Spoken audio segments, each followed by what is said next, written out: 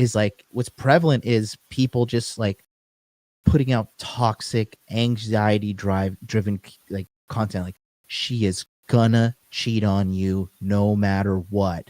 If you get married, it's only a matter of time before you become a betatization by 1,000 concessions. Like, putting so much fear and unhealthy thoughts. Like, I got guys hitting me up now, Ryan, like, yo, dude, I'm starting to catch feelings for this girl. What do I do? I'm like, fucking enjoy it. Like, be happy that you're not a fucking sociopath or psychopath. You know what I mean? Yeah. Well, I think that there's, man, how to put it? Okay, so number one, I think that as soon as people get into this space, they're learning a lot of things that was just not obvious, right? So there's a phenomenon that happens in psychology school where, like, as soon as you read about a disorder, like, you see it everywhere. Like, as soon as you read about schizophrenia, everybody's a schizophrenic. As soon as you learn about hypochondria, everybody's a hypochondriac, right? WebMD. So you start, WebMD, exactly. So as soon as you start learning about this stuff, you just see it everywhere, right? Yeah. So I think that, guys learn about a concept like hypergamy, and it's like, oh my God, hypergamy is everywhere, and it's horrible, and you're just doomed, right? And some of that is just that you learn about something new, so you see it everywhere, right? You decide, that you want a new Camaro, so now you see Camaros everywhere on the road, right? Mm-hmm. It was always there. You were just not noticing because you didn't have it wasn't important to you at the time, right? Mm-hmm. But a lot of this is, like internal stuff that you now have a new stick to beat yourself with, right? It's like, ooh, now I have hypergamy as a tool to mess myself up. Outstanding. Now I can make myself feel bad because hypergamy is a thing. And if hypergamy is a thing and I'm not good enough, then women are always going to leave, right?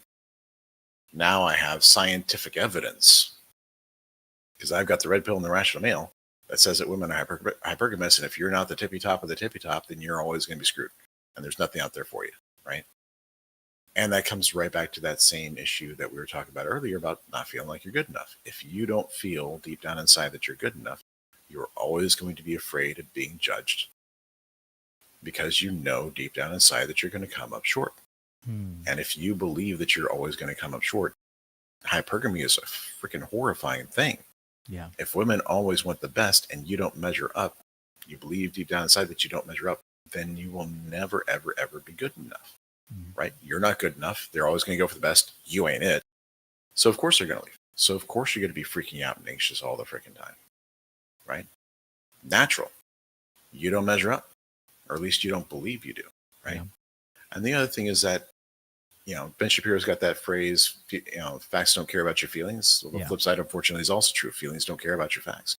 Yeah. Doesn't matter from the objective truth side how good you are, or how fit you are, or how attractive you are, or how rich you are, or what you actually bring to the table. It doesn't actually matter to your unconscious mind, because unfortunately those facts don't change your feelings about yourself. It doesn't change that unconscious belief, right? And so you're still going to be stuck. That's why you see these guys who are making 7, 8 figures saying, oh, I'm not good enough to date anybody better than a 5 because I don't bring anything to the table. It's like, no, you're pretty much exactly on paper what everyone wants. You are, in fact, sitting on top of the pyramid, and hypergamy should be working for you. Yeah. Right. But deep down inside, they don't believe it. They don't feel it. Because they don't feel it, they don't believe it. They're SOL. It's like such a tricky thing too, because I met a great guy in Miami. He came to Hot Dude Con. The guy was jacked, handsome, full head of hair, 30 years old, investment banker, making $250,000 a year, crippled with, oh yeah, I'm not good enough. And I'm like, dude, you are literally Giga Chad. Like, this guy's like literally fucking Giga Chad. And I'm just like, mate, I feel ugly just sitting next to you. Like, And I was just like, dude, you are lost. But like, in a good way, I sent it. But I was just like, I'm so glad I met the guy because I'm going to help him out. But I mean, he just got selected for like to be on some reality TV dating show as well. He's so good looking. Yeah. And, but he just doesn't believe it. And then we started talking about what happened. And guess who fucked him up? Of course, it was Mommy Dearest. We start talking about it at the dinner table in Miami. And he starts self-soothing. He starts like, leaning back and forth and rubbing his thighs. And I'm just like, oh my God, this poor guy, like fucking, this shit is real. And I think this is the greatest plague of our time. And like I said, that's why I believe like the most ethical thing to do is really to start the year off with the Inner Game Healing Summit and healing these guys' minds. Because the thing is, a lot of these guys think, I want to be rich. I want to get the girls. I want to do that. But it could be very well like a compulsion. Yeah. You know what I mean?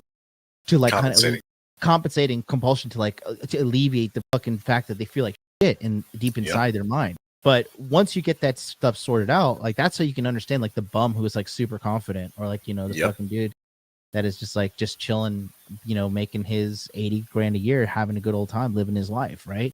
We're not all saying like you got to go out there and make $1 million and bang 100+ chicks and everything, but we are saying like, you know, if you do have those compulsions, if you do have those feelings, they may not be coming from a healthy place, and they might not be coming from a healthy place, and we can alleviate that.